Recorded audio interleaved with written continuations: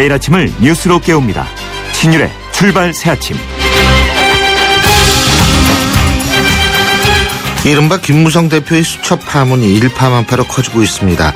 청와대는 어제였었죠. 바로 운모 행정관이 새누리당 김무성 대표와 유승민 의원을 청와대 문건 파문에 배후로 지목했다는 의혹이 커지니까 해당 행정관을 면직시키는 조치를 취하는 등 긴급 진화에 나섰는데요.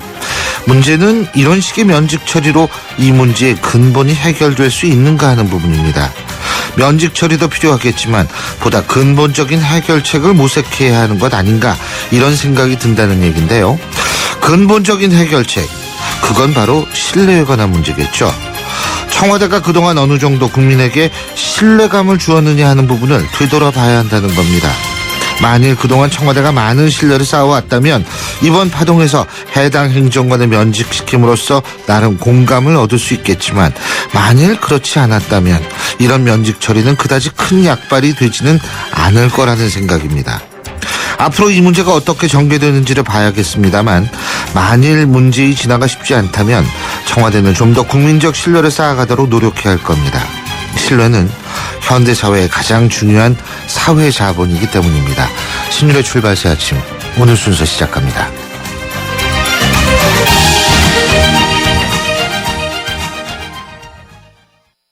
2015년 쉐보레로 새 출발하세요. 지금 스파크 크루즈를 구매하시면 구입 후 3년간 3회까지 엔진오일 무상교환, 거기에 최대 100만 원의 자동차 보험료 지원 혜택 또는 최대 3년의 진정한 1% 저금리 할부 혜택을 드립니다. 1월 한 달간 전시장 및 홈페이지 창조, 일부 모델 제외. Chevrolet, find new roads. 뉴스를 읽어드립니다. 뉴스를 보여드립니다. 뉴스를 들려드립니다. 최영일의 뉴스 매거진. 지금까지 들어온 뉴스 정리해 보겠습니다. 최영일 시사평론가 나와 계십니다. 어서 오십시오. 안녕하세요. 예. 자, 오늘이 1월 15일 무슨 날인지 아십니까? 나도 이제 이거 해야지. 오늘 무슨 날이에요? 오늘은 연말정산 시작하는 날입니다. 아, 맞습니다. 예. 갑자기 예. 우울해지는데요. 월급 받으시는 분들이 가장 신경 쓰는 날이 오늘부터 한 일주일 넘게 이제 네. 펼쳐지게 되는데, 자, 오늘 카피는 연말정산입니까? 그러면? 아닌가요? 괜찮습니다. 소득공제에서 세액공제로 바뀌면서 예. 환급액이 줄어서요. 예. 한 4,300억 정도 환급액이 준다고 하는데, 많은 분들이 그런 얘기를 합니다. 직장인들은. 결국 또 꼼수 증세 아니냐. 꼼수 증세. 환급액이 주는 이 4천여억 원은 결국 증세다. 뭐 이렇게 또 주장하는 분들이 계세요. 예. 오늘 카피는 교수님 금방 아실 텐데요. 철부지를 위한 나라는 없다. 이게 이제 영화 노인을 위한 나라는 없다. 패러디죠. 네. 예? 맞습니다. There's no country for old men. 맞습니다. 예. 근데 이 철부지를 위한 나라가 네. 철부지란 누굴까요? 우선 정계의 철부지들이 등장했어요. 예. 이 수첩 속 KY 미스테리. 이게 지금 월요일에 대통령 신년 기자회견, 화요일에 이제 문희상 이 야당 비대위원장의 신년 연설, 어제는 이제 여당 김무성 대표의 신년 연설이 있었는데요. 다 묻어버렸습니다. 정가에서. 다 묻어버리고 K가 누구냐 Y가 누구냐, 결국 김무성 대표, 유승민 의원, 이렇게 결론은 났는데, 이 진원지가 이미 지난해 12월 18일에 이 청년 정치인들과 청와대 행정관, 높은 직급도 아닙니다. 이 사람들의 모임에서 터져나온 이야기가 전원 되면서 이게 무슨 말잇기 게임처럼요. 이게 정가에서 지금 아주 큰 미스테리가 돼버렸었는데요. 그 결과 청와대 음종환 행정관 어제 사표 냈고 면직 처리 예정으로 있는데요.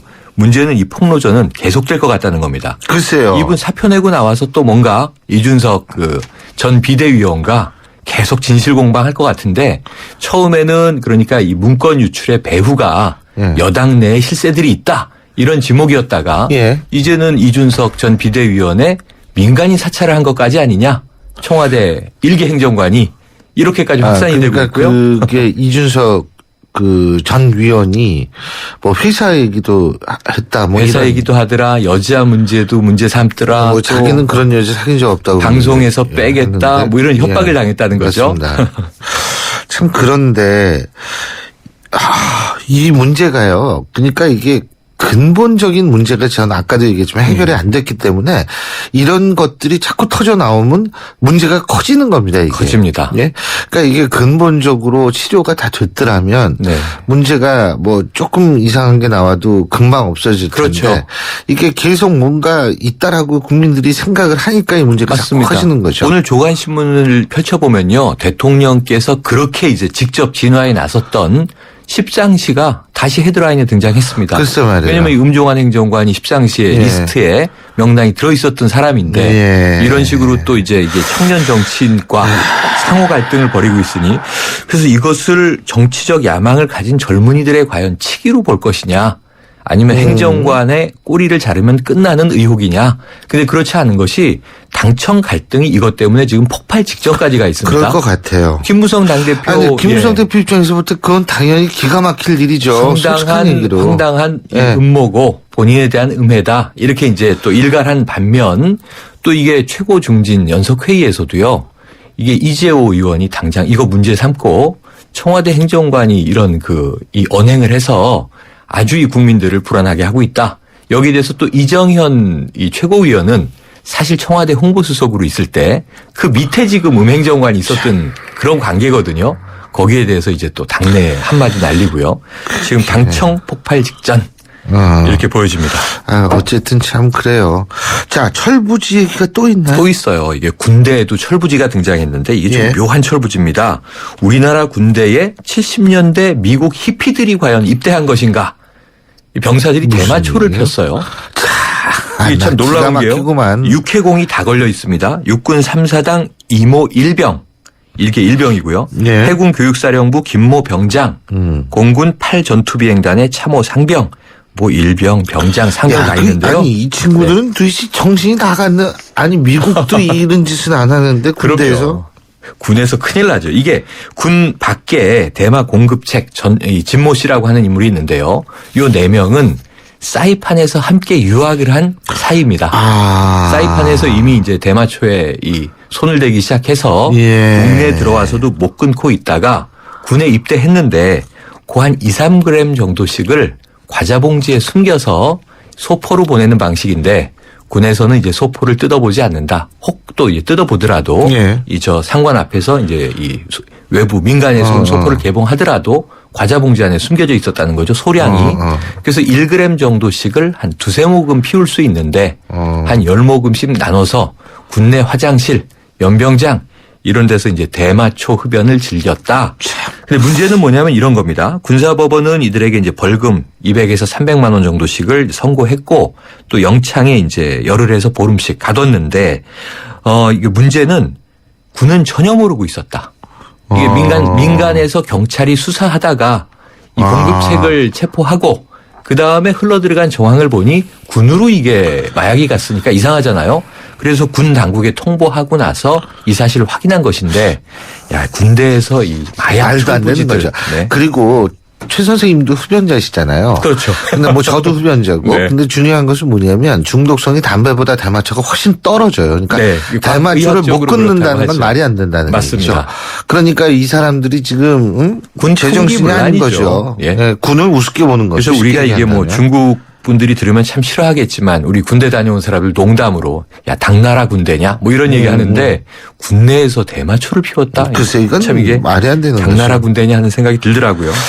자, 정치, 군 또 있나요? 근데 이거 이게 참 안 죄질이 좋은데. 전혀 다른 예. 이 괴물 철부지가 등장을 했는데요. 아, 괴물. 어제 이 4살 여아를 맞아요. 진짜 이 뭐랄까요 귓뺨으로 날리는 이 어린이집 선생님. 저 보니까 보면 볼수록 기가 막히더라고요. 아, 이게 이분이 체구도 있고 어른이고 직업도 멀쩡하고 이 직업은 어린아이들을 돌보는 우리가 정말 천사처럼 여기는 아름답고 순수한 직업을 가지신 분인데 김치를 강제로 먹이려다가 아이가 구역질을 하고 뱉어내자 바로 그 귓방망이가 날아갑니다. 아니, 근데 귓방망이 정도가 네. 아니고 애가 이렇게 저쪽으로 나가 떨어지잖아요. 붕 떠가지고. 그 뒤에 신발장에 머리라도 부딪히면 뇌진탕 상황으로 보여지고요. 누가 봐도. 문제는 이게 어린이집의 해명이 더 가관인 것이 한 번 있었던 일이다. 이런 일이 전혀 없었다. 또는 이게 교육적 차원에서 이루어진 행위다. 이런 해명을 하고 있는데요. 그걸 국민들이 전부 다 봤습니다. 돌려보고 어제 뉴스에서 인터넷에서 정말 저희 집 식구들도 다 집에 들어가서 보니까 그 얘기를 하던데 이게 일상적인 행위였다라는 게 지금 드러나고 있습니다. 왜냐하면 그죠. 9시 뉴스에 나오더라고요. 이게 5살 아이들 반인데 아이들이 이제서야 증언 폭로가 또 나오는 건데 거의 다 맞았어요예요. 학부모들이 지금 울고불고 난리가 났습니다. 그거 있잖아요. 사실은 그 꼬마 그 아기를 이렇게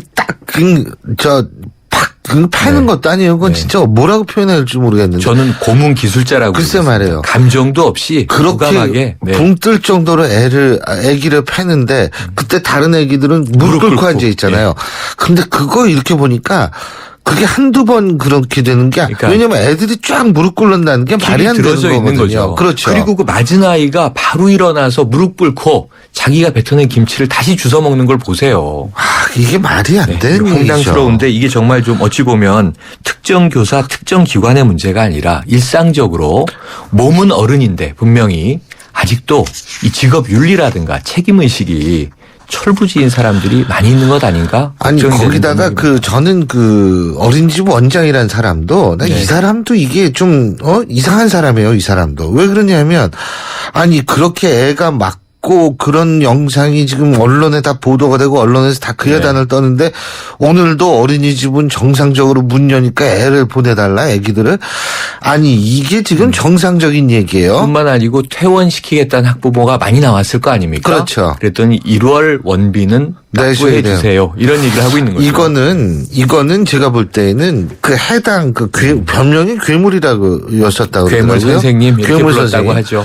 근데 그 사람만 해당되는 문제가 아니에요. 이거 원장도 이거 심각한 문제입니다. 제가 볼 때는. 저는 또 정부 당국이 네? 제도적으로 이런 문제가 혹여라도 근데 다른 이게 지금 부분에서 보건복지부 어린이집은 보건복지부 산하잖아요. 저는 어제 그 평가서를 봤는데요. 그 해당 95점. 어린이집이 97점, 안전 96점, 뭐 이 보육 환경 97점 얼마 해서 아주 최상위 평가를 받았고요. 매우 좋은 어린이집이다. 서류상으로 봤을 때는 학부모는 그걸 믿고 보냈는데 우리 아이는 정말 저렇게 먹기 싫은 거 안 먹는다고 집에서 금이야 오게 하는 아이들이 저렇게 귓뺨을 날리고 있었다는 거 아닙니까? 아니 이거는요. 이건 진짜 북한에서도 이런 일은 없다는 거 아닙니까? 그렇죠. 어제 들으셨죠? 네. 저랑 같이 방송하시면서. 맞습니다. 아니 애를 어떻게 그런 식으로 탈북자 팝니까? 분조차 황당해 하시더라고요. 하는 그러니까 이거는 말이 안 되는 거예요. 이게 지금 보건복지부에서 폐쇄할 수도 있다라고 얘기를 하는데 이건 수도가 아니고 뭡니까? 네. 이건 폐쇄를 그게 상식이죠. 제가 또 볼 이게 때는. 자꾸 이게 문제는 동영화 모방의 문제인데요. 맞아요. 일벌백계 하지 않으면 저래도 되는 거구나 합니다. 큰일 납니다. 네. 진짜 갑자기 또 막 화나네 저는 진짜. 이 인터넷 보고 또 아주 밤에 겁났던 게요. 네. 이게 세계적으로 얼마나 많이 조회가 될까. 그렇죠. 네. 우리나라의 이 어떤 이 반휴머니즘에 대해서 얼마나 많은 또 세계인들이 질타를 할까. 전 이게 프랑스 파리의 테러하고 뭐 그렇게 죄질이 다를까? 이건 더 무서운 일 아닌가? 이런 생각을 해봤고요. 예. 뭐 저 샤를리 앱도는 300만 부 매진이 돼서 200만 부 더 찍는다고 합니다. 이 철부지 하나 더 말씀드리면요. 안산 인질극. 이 40대 남성인데요. 의처증. 이 부인의 외도를 의심. 이 정황이 있었던 건 아니고 의심인데 애꿎은 전 남편. 또 이 의붓. 어린 딸.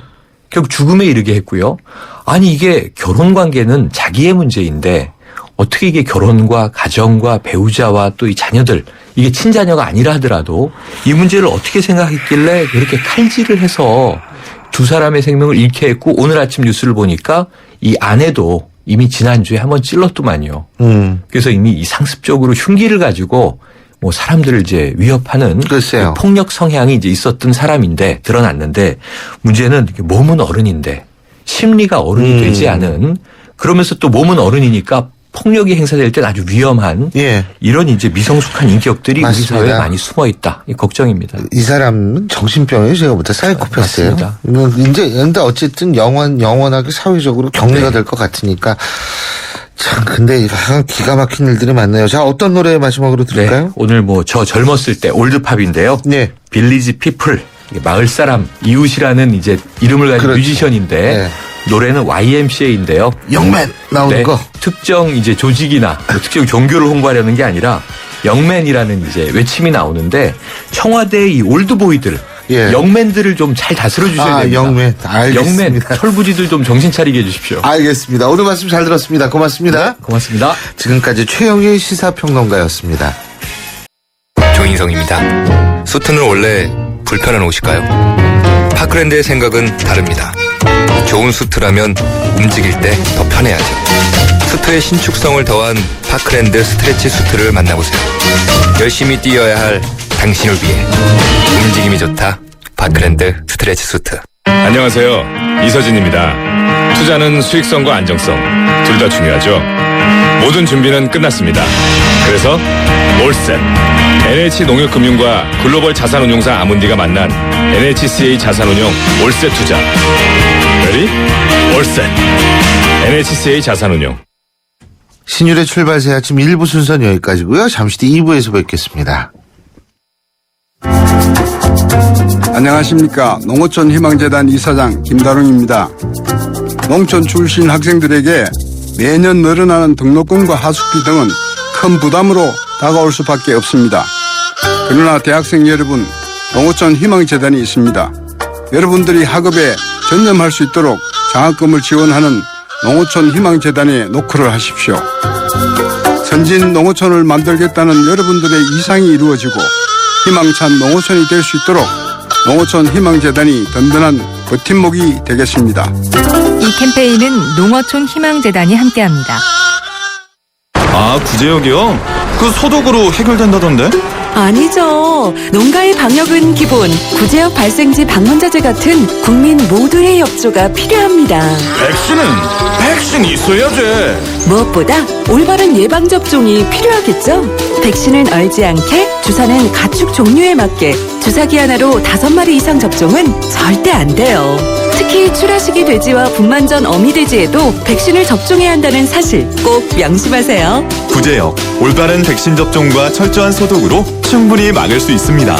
이상 증상 신고번호 1588-4060 농림축산식품부.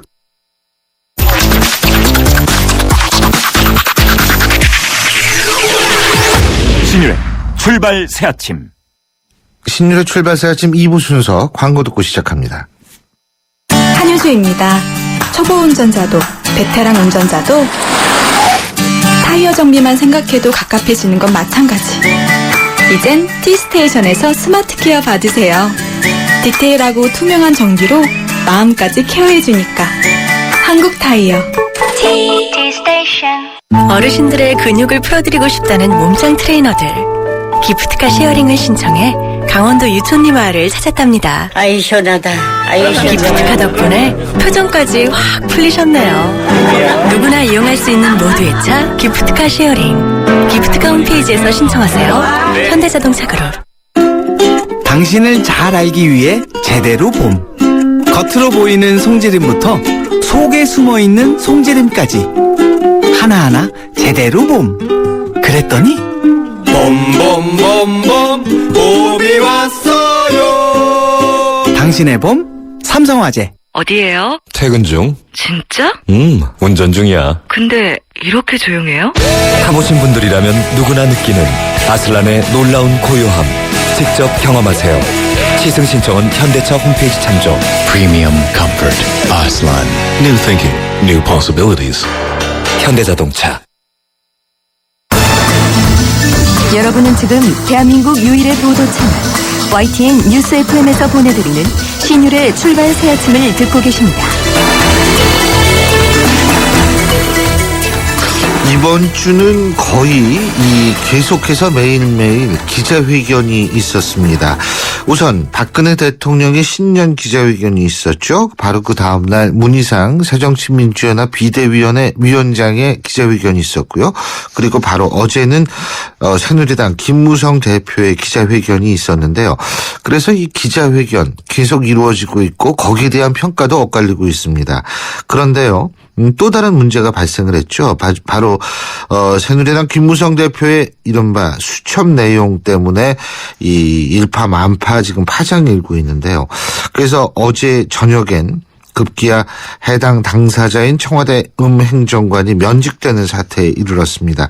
이런 문제들에 대한 얘기 한번 들어보겠습니다. 새누리당 김영우 수석 대변인 연결합니다. 안녕하십니까, 김 의원님. 네, 안녕하세요, 김영우입니다. 예. 자, 우선 말이에요. 제가 좀 여쭤볼게요. 기자회견 이렇게 쭉 하는데 말이에요. 아무래도 수석 대변인이시니까 이게 일부에선 그러더라고요.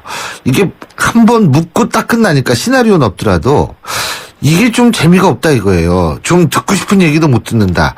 한번 재질문까지 할 수 있는 기회를 주면 어떻냐라는 얘기가 나오는데 거기에 대해서 어떻게 보십니까? 예. 뭐 국민들 보시기에 그러나마 좀 답답함이 있을 수 있어요. 예.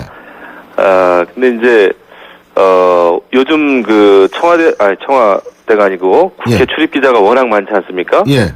그래서 이제 너무나 많은 기자들이 있고 하니까 제한된 숫자의 그 기자들로부터만 이제 질문을 받을 수가 있는 거죠. 예. 그래서 충분히 질의하고 이제 응답할 시간이 좀 없습니다. 그러다 보니까 이제 시간에 또 제한은 있고요. 예. 이게 또 생방으로 또 진행되고 이러다 보니까 아마 그런 좀 답답함이 있는데 저도 그 대변인 하면서 좀 느낀 게 이 기자회견 그 포맷 자체가 참 딱딱하다.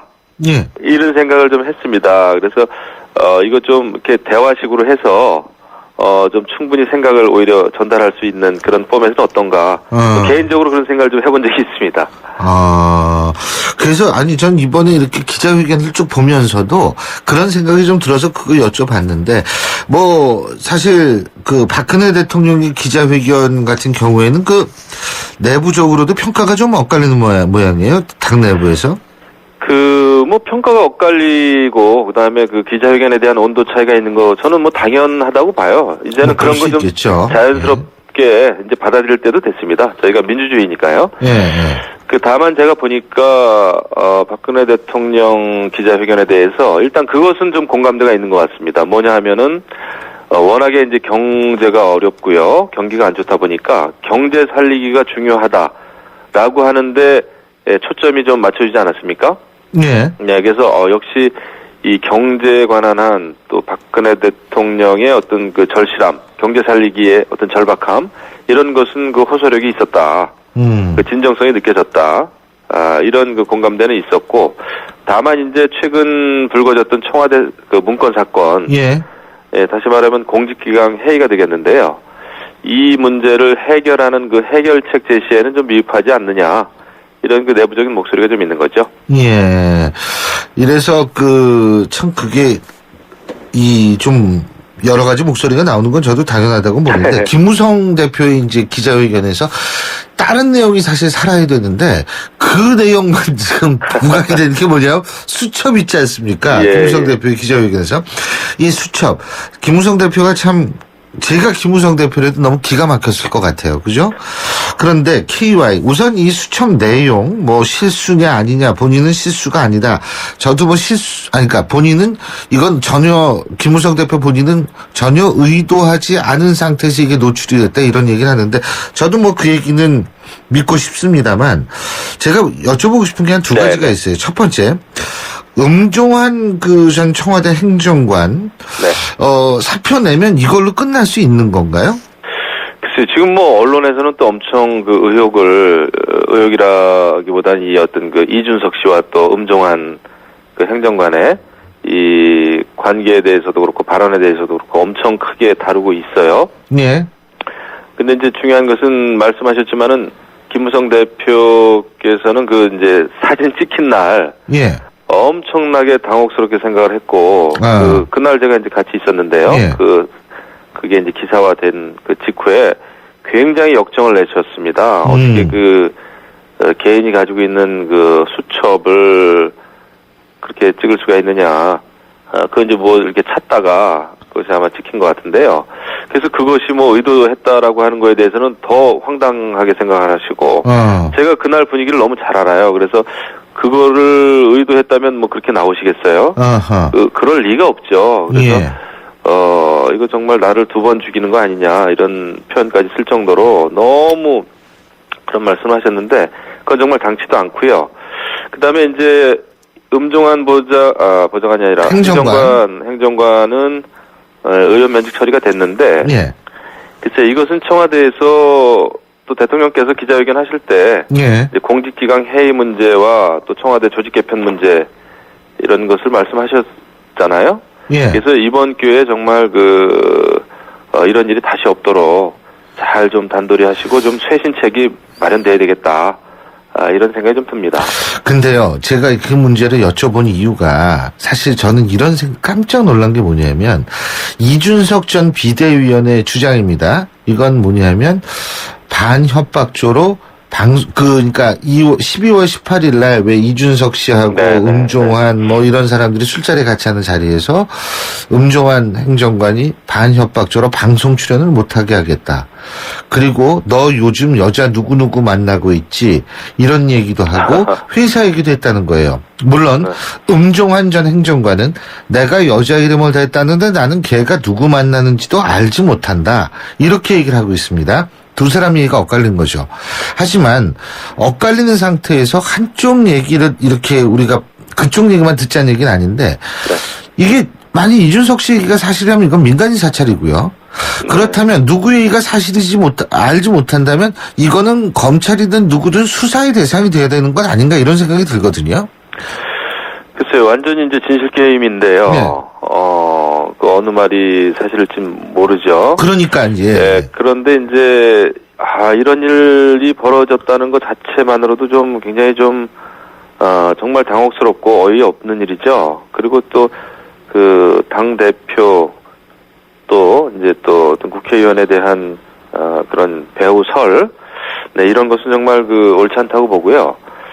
이런 것은 정말 근절돼야 된다 이렇게 봅니다. 그래서 물론 청와대 문건 파동도 그랬고 이것이 결과론적으로 뭐 법적인 잘못은 없었다는 거 아닙니까?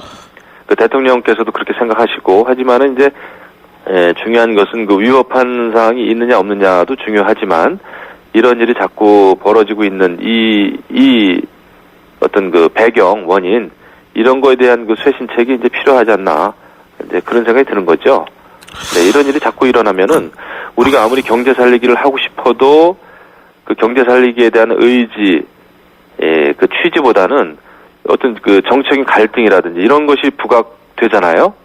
예. 네, 그렇게 되면은 굉장히 국정 운영에 부담이 된다. 이제 이런 생각이 듭니다. 그러니까요. 왜 계속 이런 일이 일어날까요? 원인이 뭐라고 보십니까? 공직기강 해이죠. 그러니까 청와대 직원이라고 하면은 국민을 위해서 또 국정 운영을 위해서 무한 봉사한다는 생각으로 아마 임해야 될 겁니다. 예.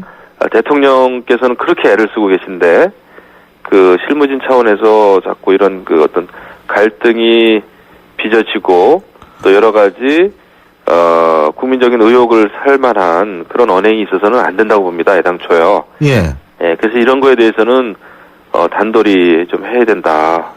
근데 단돌이 해야 되는데 여태까지 이게 벌써 제 기억만으로도 세 번째거든요. 문건 유출 문제 있었죠. 항명 파동 있었죠. 또 이런 문제 발생을 하는데 자, 이렇다면은 청와대에서 누군가 책임을 져야 되는 것 아닌가라는 생각이 자연스럽게 나올 수밖에 없는 거 아니겠어요? 네, 이게 이제 책임이라는 게 인사 책임도 있겠고 여러 가지가 있겠습니다만은 일단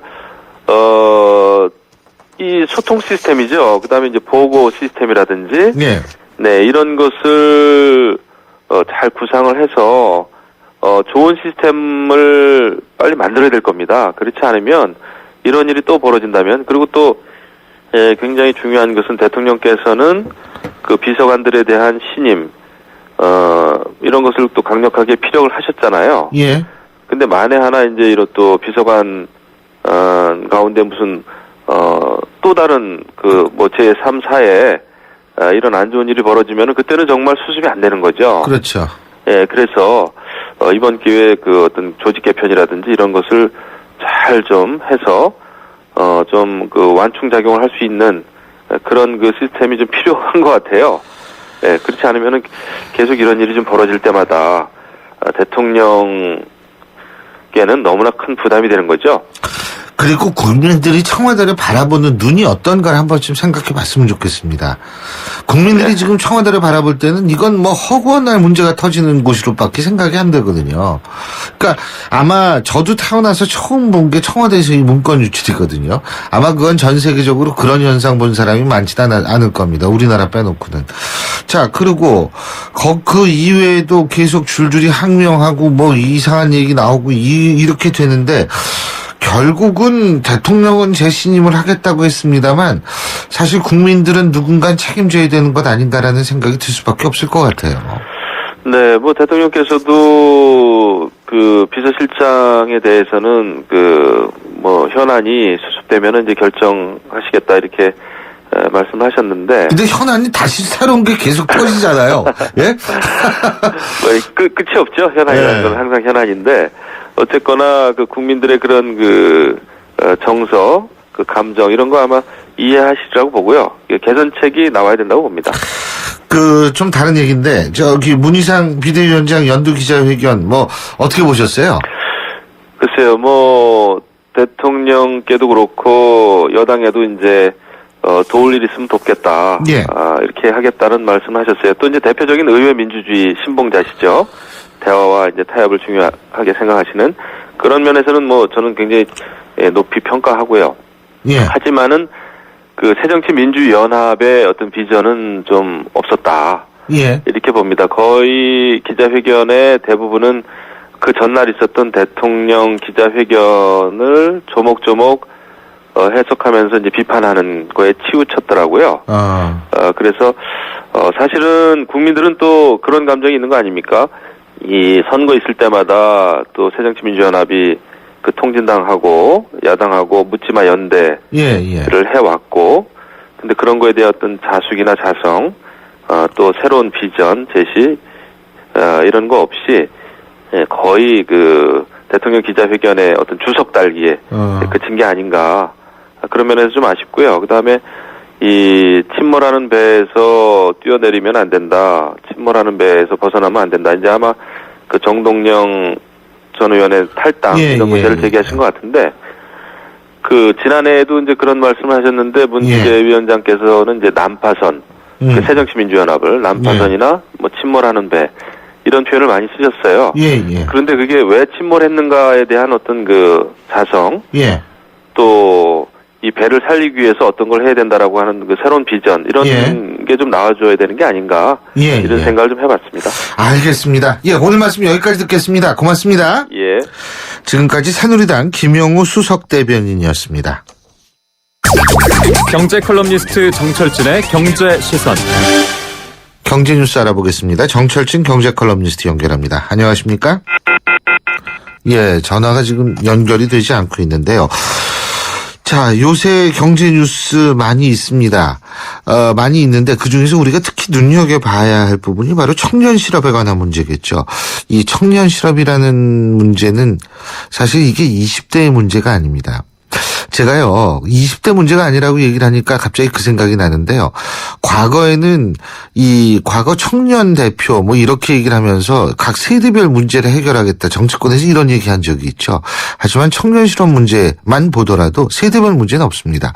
청년 실업 문제요, 20대의 문제이자 50대, 60대의 문제가 될 수 있습니다. 바로 자식의 문제이기 때문에 그런데요. 자, 전화 연결 다시 됐을 겁니다. 정철진 경제 컬럼니스트 나와 계시죠? 안녕하십니까. 안녕하십니까. 네. 자, 청년 실업률 역대 최고로 기록했다. 그건 뭐 누구든 다 예상을 했을 거예요. 근데 가장 큰 폭으로 늘었다 그러죠. 네, 그렇습니다. 지난주에 실은 이제 작년에 고용시장이 괜찮았다 그러면서 뭐 53만 명이나 증가를 했거든요. 실제 53만 3천 명.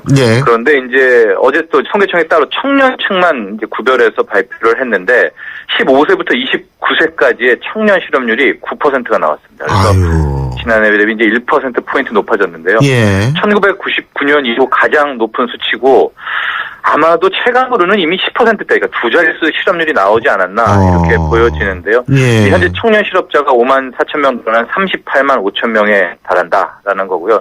실제로 15세부터 29세 취업자는 이 53만 명 전체 늘은 것 중에서 한 7만 7천 명 정도밖에 안 돼서 역시 전체 고용시장 중에 이 젊은 친구들, 청년에 대한 이 취업 문제는 아직도 엄청 심각하다. 이런 분석이 가능합니다. 예. 근데 저는 이게 지금 9%라는 거 아니에요. 청년 실업률이. 그렇죠.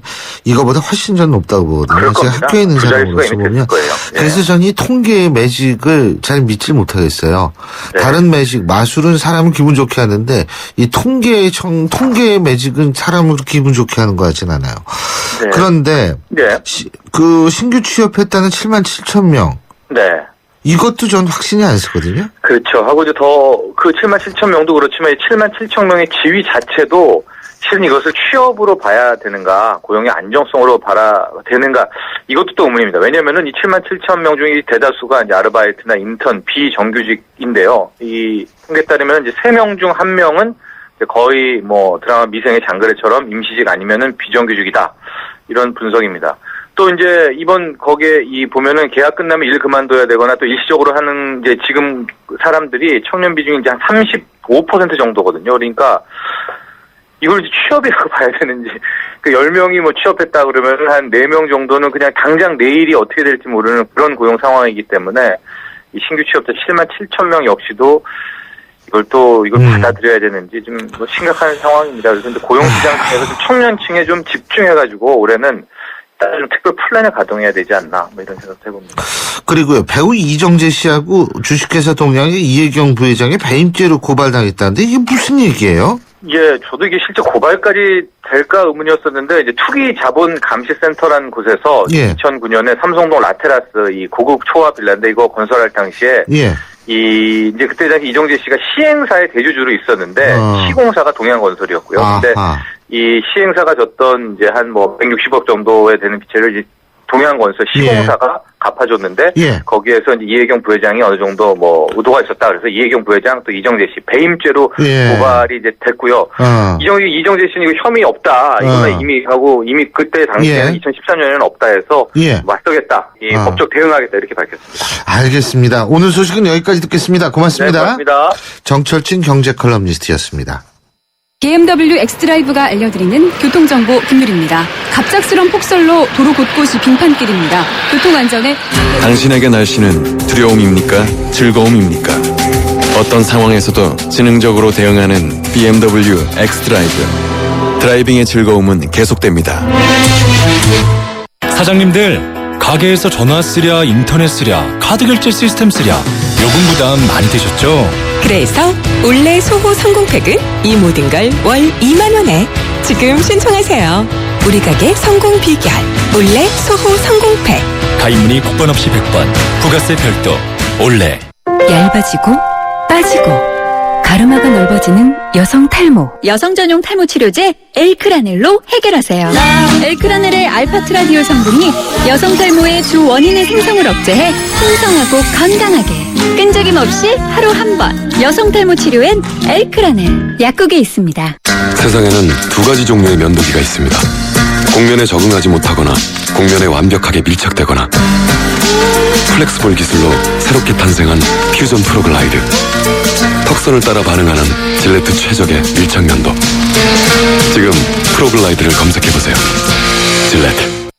유준상이 알려드리는 지친 간 이야기. 계속되는 야근, 독이 차오른다. 풀리지 않는 피로, 독이 차오른다. 간기능 장애에 의한 육체 피로, 온몸 권태. 매일매일 독하게 사는 당신의 간 건강을 위해 간에게 힘을. 매일매일 우루사. 신율의 출발새 아침 2부 순서는 여기서 줄이고요. 전 8시 10분 3부에서 다시 찾아뵙겠습니다.